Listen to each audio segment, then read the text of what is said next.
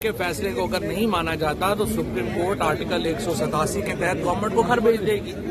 Chief आपको मालूम ही है कि 2 प्राइम मिनिस्टर पहले डिस्क्वालीफाई हो चुके हैं, तो तीसरे को डिस्क्वालीफाई होने में क्या प्रॉब्लम है। तो अगर सुप्रीम कोर्ट के अहकामात पे अमल दरामद नहीं होगा, सुप्रीम कोर्ट अपना अमल दरामद कराएगी। और यहाँ पे मैं ये वाज़ेह आपको करता हूँ कि जो 5 जजेस हैं उन्होंने ये कहा है कि जो 90 दिन के इलेक्शंस हैं उसके प्रिंसिपल को 5 जजेस ने एंडोर्स किया। मुझे भी बताइए कि सदन ने 9 अप्रैल को इलेक्शन करवाने का हुक्म दिया, तो आपको लगता है दिखाई दे रहे हैं कि 9 अप्रैल को इलेक्शन हो जाएंगे पंजाब में? इलेक्शन कमीशन को उन्होंने कहा है कि आप सदन को के पास फौरन जाएं और उन्हें अपनी डेट प्रपोज करें।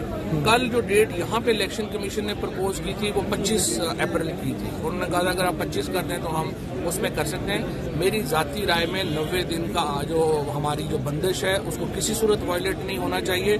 मसला सिर्फ इस हुकूमत का नहीं है, आने वाली हुकूमतों का है। देखें, जो भी हुकूमत, कल हमारी हुकूमत आ जाएगी, हम कहेंगे इलेक्शन नहीं होने। इस तरह से देखें, जहाँ पे भी वकीलों में हमारा तो रवाज है, हर साल इलेक्शन होते हैं।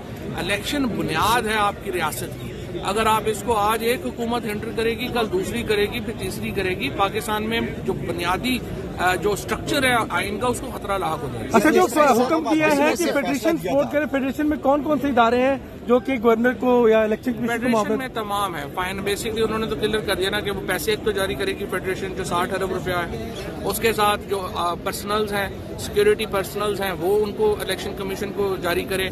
और उसके बाद इलेक्शन कमीशन को जो जो सपोर्ट चाहिए आज सुप्रीम कोर्ट ने कहा है कि वो इलेक्शन कमीशन को दी जाए।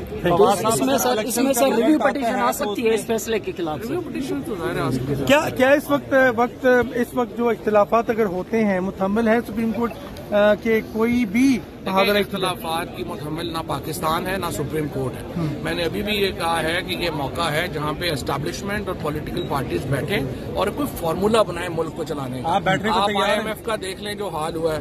IMF से हम बिल्कुल बैंकरप्सी के ऊपर पहुंच गए हैं। इस तरह से मुल्क नहीं चल सकता। आम आदमी की कमर टूट गई है, इतनी ज्यादा पॉलिटिकल अनसर्टेनिटी है